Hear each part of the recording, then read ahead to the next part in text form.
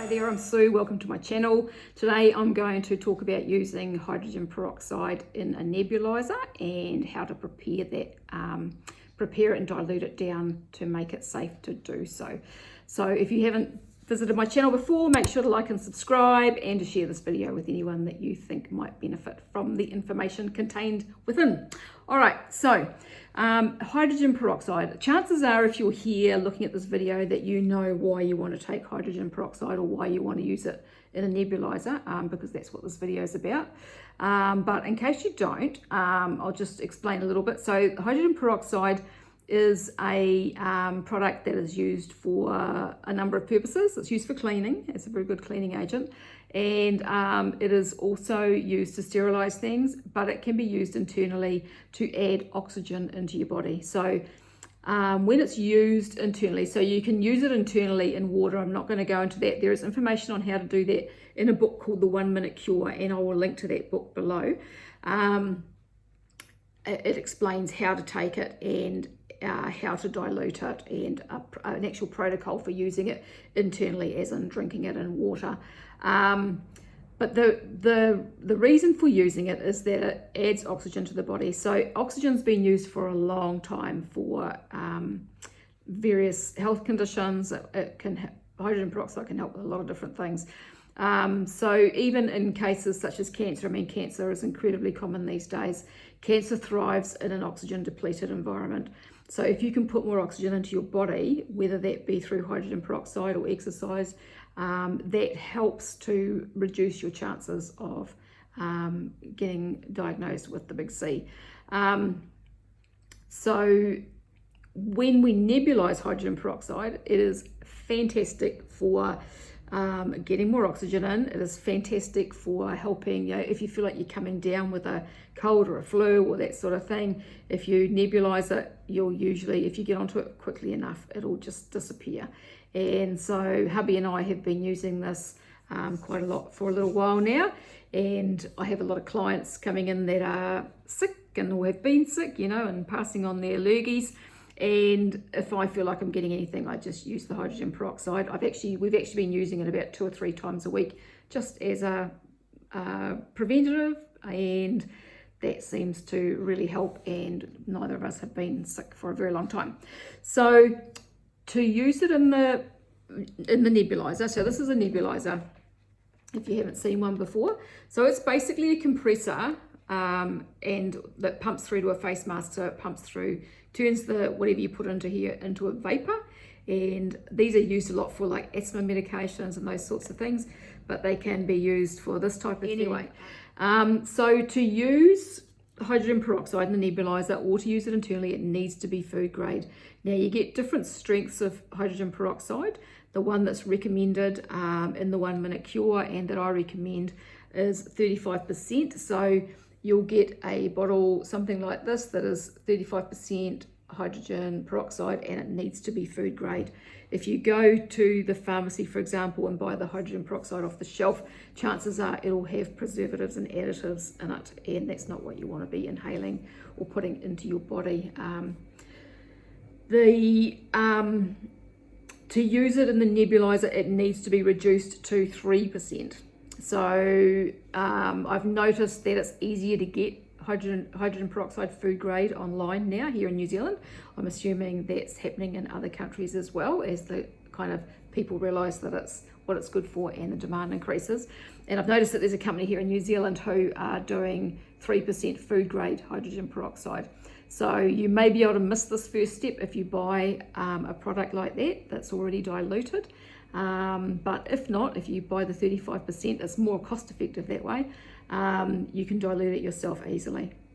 So to dilute it, you need to first dilute it down to 3%, and to do that you use 1 part hydrogen peroxide to 11 parts water. Now if you're not good with numbers and that's kind of messing with your head, that is basically 100 mils of the food grade hydrogen peroxide to 1100 mils, so 1 litre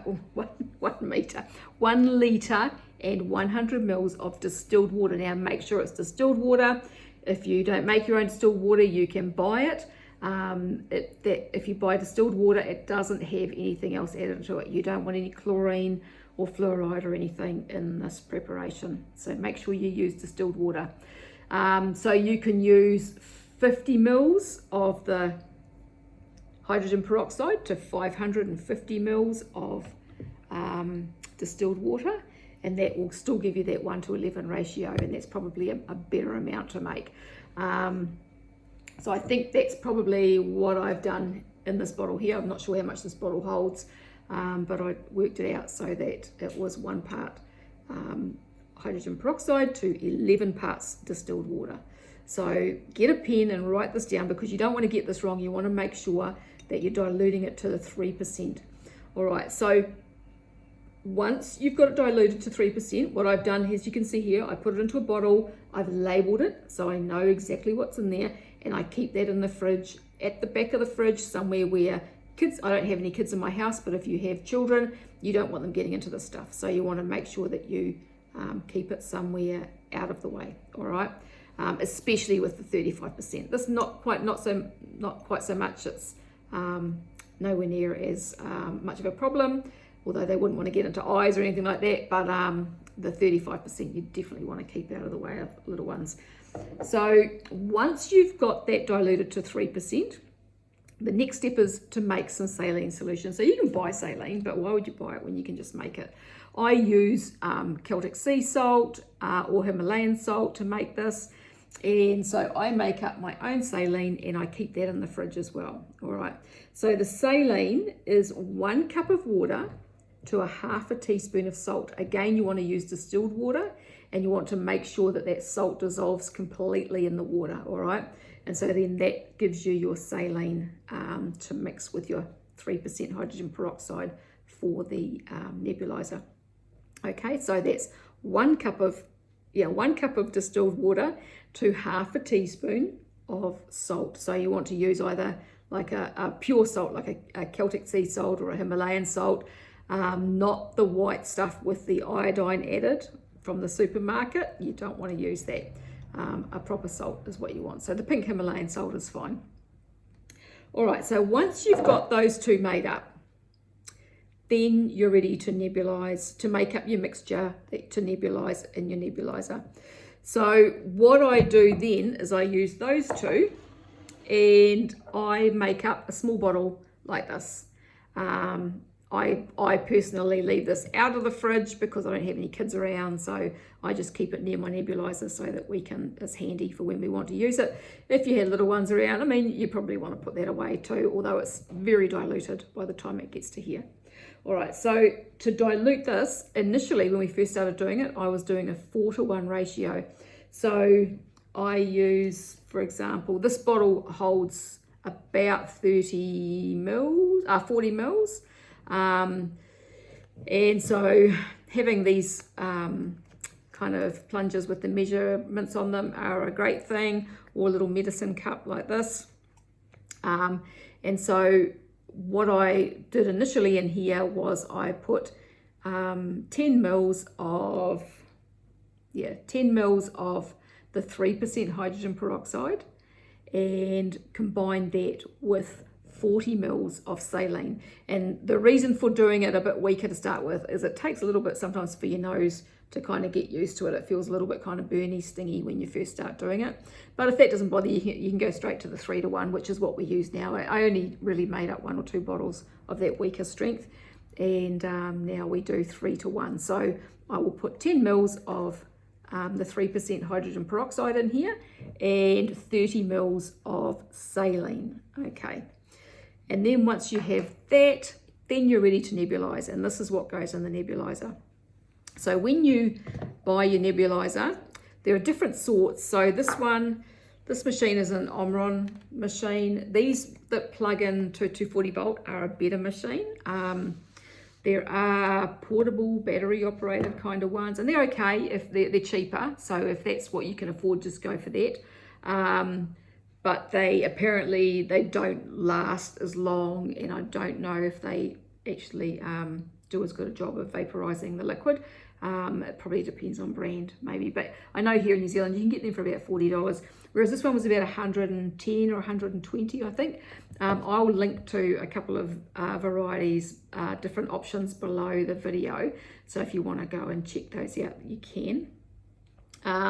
So this one here, it comes with an adult's face mask, a child's face mask, and it comes with a mouthpiece for inhaling through your mouth.